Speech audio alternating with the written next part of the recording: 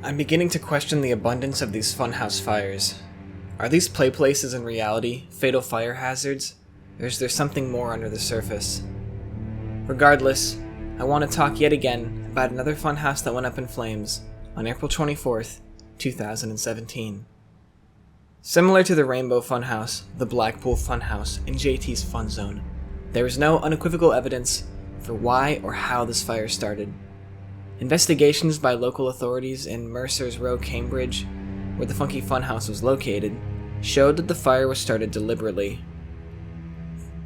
The worst thing I could find about the actual Funky Funhouse itself was a couple of negative reviews online, mainly about the play place smelling bad and being in general disrepair, which is evident by some corresponding photos thanks to TripAdvisor. So why don't we take a deeper look at the devastating disaster that was the Funky Funhouse fire.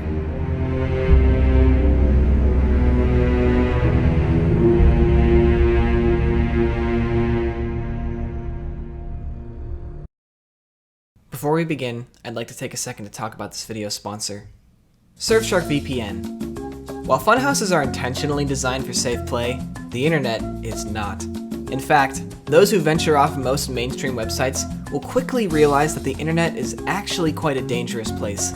That's why I personally have Surfshark VPN. I bought a membership with Surfshark about a year ago, and I've genuinely never regretted it. Which is why I was super excited when they decided to sponsor me, because their VPN service is one that I trust and have been using for a while now.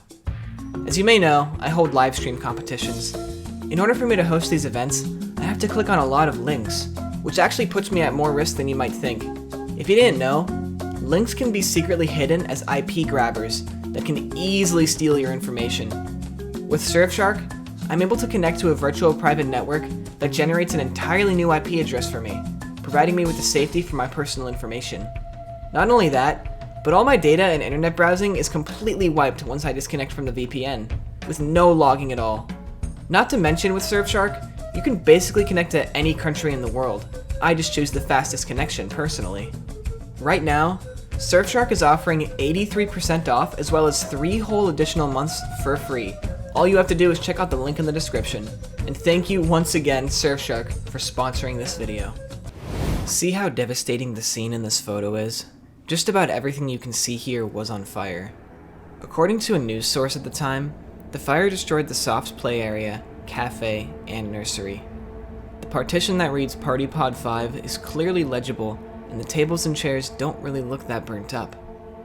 If you notice, the back left of the image is clearly darker when compared to the rest of the image, which amazes me to think that all this light entering is due to a large hole in the ceiling. Without that, the lighting in this image would have been a lot different and much darker. Transitioning from this mainly colorless image, we now see the large colorful play place in ruins from the fire. Here we can actually get somewhat of an understanding of how the Funky Funhouse was designed. It looks like the structure was all one big play area that was interconnected, which is really common for playhouses like this. That's if these top 2 levels were connected. Otherwise, it might have been one big play place with a couple smaller ones around it. Either way, seeing the remnants of this post-fire is horrifying, dreary, and sad. This photo compared to the last is noticeably cleaner, with the fire completely destroying the top levels. According to authorities, the fire was set deliberately, so I wonder where in the funhouse it was started to make it spread in such a bizarre way. But what I really want to know is how some debris got onto this slide. The next 2 photos perfectly capture the juxtaposition of something as devastating as a fire burning such an innocent establishment. The way the plastic melted and how it curls and creates these little plastic pools on the floor is honestly horrifying, and it's like nothing I've ever seen before. It looks so unnatural, and I find it interesting how some parts of it are translucent while others aren't. Less noticeably, right above, we can actually see that there was a higher level of connected platforms for the funhouse, confirming what we saw in the last image.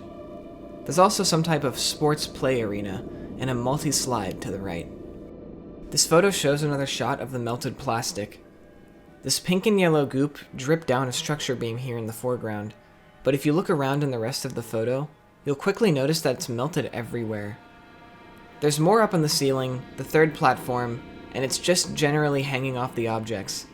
We can also see a slide in this image, or perhaps a climbing obstacle, as there seem to be these squares or pegs on the opposite side. There's this small tear in one of the soft play pillows, which honestly might have been there before the fire. As seen online, the place already had some damages to it, and there's some duct tape applied, in an attempt to have kept it together. It probably didn't help that the children were running up and down these things constantly, and I know for a fact that there were probably a couple of kids who would attempt to rip up the place further. So here we get the image that actually gives us the most information about the layout. Not only do we see the entire space, as it's taken up by these dining room tables, which, by the way, explain to me how these paper menus survived a massive indoor fire and are still standing up like this. Unless the photographer placed them there, but why would they have? It seems unlikely, as they were conducting an investigation at the time. We can also see the entire play area for what it is. We can see the previously melted plastic, and we can make out the different parts of the playground that were connected. Obviously, it would have looked a lot more safer when it wasn't reduced to this burnt black wood, but I find it crazy how tall the structure really is. I mean, this thing basically goes up to the ceiling. These chairs and tables, at least compared to the first photo, appear to be covered in what may have been a heavy layer of ash and what looks like glass shards. Quick tangent, I wish for the opportunity this photographer had that they could have taken better photos. Like many of the other images, there are parts that are unfocused. They couldn't have just been a little more still when capturing or taking some of these. While I get that they were trying to capture the entire space in this photo, it still looks kinda awkward, especially when there's this bright light shining in the back. But I'm not here to critique the photos, so let's just go ahead and move on. This photo, like the last, allows us to view the entire main playground, as we see where it ends and begins. Once more, we see small amounts of debris and melted plastic all along the structure. You can see once more that a few repairs needed to be made on the playground, as the staircase obstacle had a patch on it. Other than that, there isn't anything else of note that I can personally find in this image, considering it's almost identical to the second. I know that there are these two white doors in the background, but I think they might be for a closet, since they're so small and there's no light coming in, unlike this back door. This part of the Funky Funhouse seems to be more focused on dining, or as an area for littler children.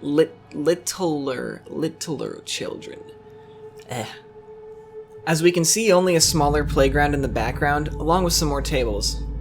We also see what I presume to be Funky, and the right side of this photo is shrouded in darkness. If you look close enough, there actually appears to be a second playground in the background, one with multiple floors. Perhaps this one is connected to the main structure, but I don't believe it is. When looking at the fifth image, we see what appears to be the entire playground, and this darker area isn't present in the photo. So maybe it's just its own, or maybe it's connected to the smaller one, but it's honestly hard to tell with how dark the image is. Finally, we come to our last image. An outside shot of the building with broken windows and a Funky Funhouse banner. If this character is supposed to be named Funky and his collar has an H on it, does that mean his full name is Funky House? I don't know, though considering it's called the Funky Funhouse, maybe the H is for Hector or something. By the way, gotta love how they used an actual house vector. Sadly, this website isn't up anymore. For anybody wondering, there's a lot of mysterious information I came across while researching, so let me know if you'd want to see a follow-up video on that. To talk about the broken windows for a moment, I'm unsure as to why this top left one is unbroken. If they were broken by the fire, I would assume all of them would break, but this one remains untouched. The company spokesperson claimed that the place had been burglared before the fire was set, so maybe it was the robbers. So are these playgrounds and fun houses presenting a deadly fire hazard in reality? It's hard to say. Something I never discussed before when it comes to these places is possible insurance fraud, maybe even money laundering, but those are both serious offenses, with no evidence, mind you. It would be pretty ironic if the children's entertainment places were willing to set themselves ablaze to make a profit. But at the end of the day, business is business, and money is money. These places are very expensive to maintain and keep open. They're even more expensive once they close, considering they're not making the owners any money. It's not unheard of for business owners to do something like this, but let me know what you think.